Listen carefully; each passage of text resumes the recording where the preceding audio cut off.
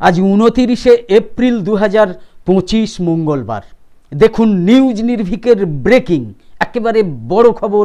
News নির্ভীকের বড় খবর, breaking news নির্ভীক।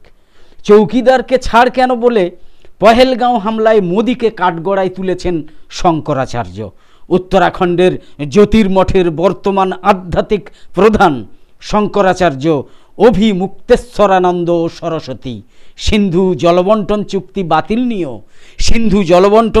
বাতিল নিয়েও মোদী সরকারের সমালোচনায় সরব হয়েছেন শঙ্করাচার্য। এটাই হচ্ছে সব থেকে বড় খবর। গতকাল থেকে এই বড় খবরই মিডিয়ায় ভেসে বেড়াচ্ছে। সংবাদ সংস্থা এএনআইকে দেয়া সাক্ষাৎকারে তিনি এই সব কথা বলেছেন। সেই ভিডিওটাও আমরা দেখিয়ে দিচ্ছি। হিন্দিতে তিনি কি বলেছেন পুরোটাই আমরা দেখিয়ে দেব।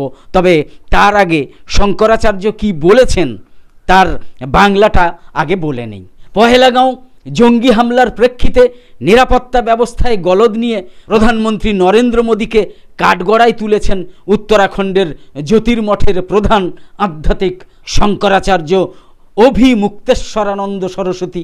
কেন্দ্রের বর্তমান সরকারের আমলে নিরাপত্তা ত্রুটি নিয়ে গভীর উদ্বেগ প্রকাশ করেছেন তিনি। তার কথায় ঠিক যেমন একজন নিরাপত্তা রক্ষী অর্থাৎ চৌকিদার, অর্থাৎ নরেন্দ্র মোদীও নিজেকে নাগরিকদের চৌকিদার, ভারতবর্ষের চৌকিদার বলে দাবি করে থাকেন। তো সেই চৌকিদার কারো সম্পত্তিতে কিছু ঘটলে প্রথমে দায়ী হবেন, ঠিক তেমনিভাবেই জাতীয় নিরাপত্তার ক্ষেত্রে ত্রুটি ঘটলে একই রকম জবাবদিহি করা উচিত। প্রসঙ্গত প্রধানমন্ত্রী নরেন্দ্র মোদী নিজেকে ভারতীয় নাগরিকদের চৌকিদার বলে বর্ণনা করেন। তাই নাম না করে শঙ্করাচার্য তাঁকেই কটাক্ষ করেছেন বলে মনে করা হচ্ছে। একই সঙ্গে পহেলগাঁও হামলার পরিপ্রেক্ষিতে ভারত সিন্ধু জল চুক্তি স্থগিত করার যে সিদ্ধান্ত নিয়েছে তা নিয়েও প্রশ্ন তুলেছেন শঙ্করাচার্য অভিমুক্তেশ্বরানন্দ সরস্বতী। ভারতের মাটিতে সাম্প্রতিক সন্ত্রাসী হামলার কথা উল্লেখ করে শঙ্করাচার্য প্রশ্ন তুলেছেন এই বলে যে কেন সরকারের ভূমিকা বিশেষ করে দেশের নিরাপত্তা রক্ষার ক্ষেত্রে খতিয়ে দেখা হচ্ছে না। তিনি হতাশা প্রকাশ করেছেন এই বলে যে এই ধরনের ঘটনা সত্ত্বেও নিরাপত্তা ব্যবস্থার কার্যকারিতা নিয়ে কোনো প্রশ্ন তোলা হচ্ছে না। স্বামী অভিমুক্তেশ্বরানন্দ সরস্বতী উপমা দিয়ে বলেছেন, যদি কারো নিজের বাড়িতে কিছু ঘটে তাহলে প্রথমেই দায়ী হবেন তো চৌকিদার।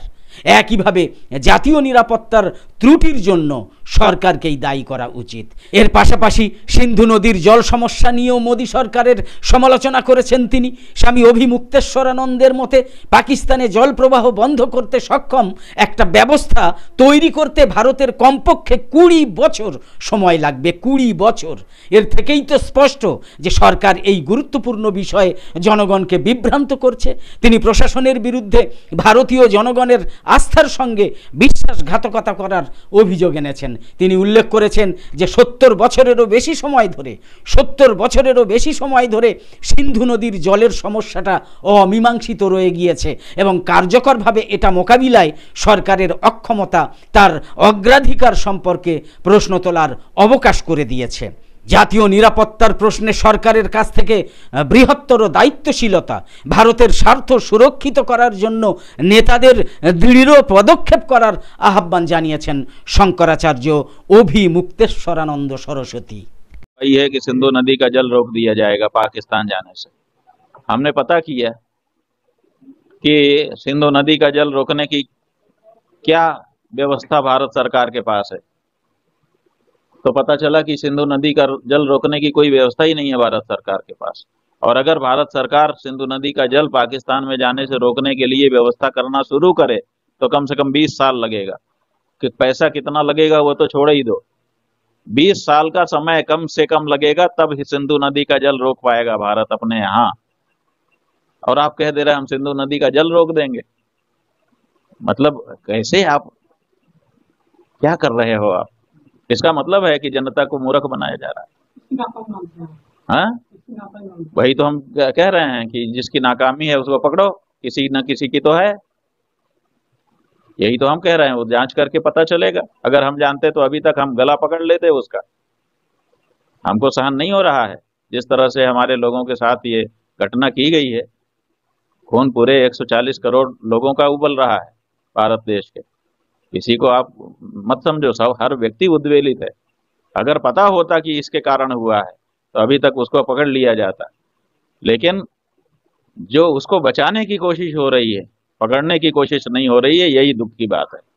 कल का जो दुख था वो उनके जाने का और उनके साथ अन्याय का दुख था। आज का दुख ये है कि दोषियों को, जो अपने अंदर के दोषी हैं, उनको पकड़ने की कोशिश नहीं दिखाई दे रही है, बल्कि उनको बचाने की कोशिश दिखाई दे रही है। कहने का कहाँ समय है जी, ये कोई सामान्य घटना थोड़े है। आपकी सुरक्षित जगह में अचानक ऐसे कुछ लोग आते हैं, बड़े बड़े हथियार लेकर के आते हैं और घटना करके आराम से चले जाते हैं। ऐसा तो कहीं नहीं देखा गया कि कोई ये करे। कहीं पर अचानक कोई आ जाता है तो कम से कम आने के बाद उसको पकड़ लिया जाता है। नहीं पकड़ पाए तब तक घटना करते समय उसको रोंद लिया जाता है। लेकिन यहाँ तो बाकायदा आते हैं बड़े बड़े हथियार लेकर के लोग, और एक नहीं कई, और वो बाकायदा लंबे समय तक 2000 से ज़्यादा लोग जिस एरिया में बिखरे हुए हैं उनके बीच में आते हैं। आकर के लोगों को बाकायदा पूछते हैं, कपड़ा निकलवाते हैं, ये करते हैं, वो करते हैं, लाइन लगवाते हैं और फिर मारते हैं, और एक के बाद एक जाने कितने लोगों को मारते चले जाते हैं, और उसके बाद आराम से सुरक्षित होकर के निकल भी जाते हैं। ऐसा कभी देखा है आपने? लोग हल्ला मचा देते हैं, पकड़ दकड़ हो जाती है, मारपीट हो जाती है। यहाँ तो कुछ हुआ ही नहीं। ये क्या मतलब है? इसका मतलब है कि कुछ गड़बड़ी है। कौन उनको आने दे रहा था? आखिर किसने आंखें बंद की उनके आते समय, उनकी वारदात करते समय और उनके जाते समय? कोई तो होंगे। तो सबसे पहली जरूरत इस समय है कि जो लोग इसके लिए दोषी हैं, चाहे तो दोषी हैं, चाहे तो उनसे चूक हुई है, चूक भी एक तरह का दोष है क्योंकि प्राण गए हैं अनेक लोगों के, तो उनको पकड़ा जाना चाहिए। पहला काम वो होना चाहिए कि ये आखिर ये किसके कारण हो चुका। अगर वो नेता हैं तो नेता, अगर वो अफसर हैं तो अफसर, पहले उनको चिन्हित किया जाना चाहिए। अब उनको दंडित करने के बाद अगर इसमें ये निकल करके आता है कि किसी दूसरे देश की बात है तो उस देश के ऊपर घोषित करके चढ़ाई करनी चाहिए सीधे सीधे। ये कोई छोटी घटना नहीं है। आप हमारी एरिया में आ जाते हो और हमारे लोगों को जो वहाँ पर खुशी मनाने के लिए गए थे अपने इष्ट मित्रों के साथ, आप उनके साथ, और वो भी अलग से छांट करके कि कौन कौन हिंदू है। आप क्या समझते हो ये कोई छोटी घटना है? तो इसलिए जिन लोगों के दायित्व में ये सब होने दिया गया, अगर उनको नहीं पकड़ते हैं तो हम समझते हैं कि पूरे संसार को इसके बदले में वो नेस्त नाबूद कर दें, तहस नहस कर दें, तब भी हम समझेंगे कि उन्होंने किसी को तो बचाया और जो असली दोषी था उस। একদম শেষে বলি, আমাদের নিউজ নির্ভীক ইউটিউব চ্যানেলে প্রতিদিনই এমনই সব বড় খবর, ব্রেকিং নিউজ সহ আঞ্চলিক, জাতীয় এবং আন্তর্জাতিক বিষয়ক বাছাই করা খবর, রাজনীতি, শিক্ষা, চাকরি, ধর্ম, ভ্রমণ, খাওয়া দাওয়া, খেলা ইত্যাদি নিয়ে বিশ্লেষণধর্মী প্রতিবেদন, অশ্লীলতা বর্জিত বিনোদনমূলক সাংস্কৃতিক চর্চা এবং অশ্লীলতা বর্জিত বিনোদনমূলক সাংস্কৃতিক অনুষ্ঠান ইত্যাদি নিয়ে নিয়মিত ভিডিও প্রকাশ এবং লাইভ সম্প্রচার দেখতে থাকুন। এবং গুরুত্বপূর্ণ এইসব ভিডিওর বা লাইভ সম্প্রচারের নোটিফিকেশান পেতে ইউটিউবে সাবস্ক্রাইব করে নতুন নতুন ভিডিও পেতে পাশের বেল আইকন অন করে রাখুন এবং আমাদের আরও নতুন নতুন ভিডিও এবং লাইভ সম্প্রচারে উৎসাহিত করতে লাইক, কমেন্ট এবং শেয়ার করে সবসময় নিউজ নির্ভীকের সঙ্গে থাকুন। তো আপাতত শেষ করছি, পরের পর্বে আবার দেখা হবে। আশা করি সকলে খুব ভালো এবং সুস্থ আছেন, আর কামনা করি সকলে খুব ভালো এবং সুস্থ থাকুন। ধন্যবাদ।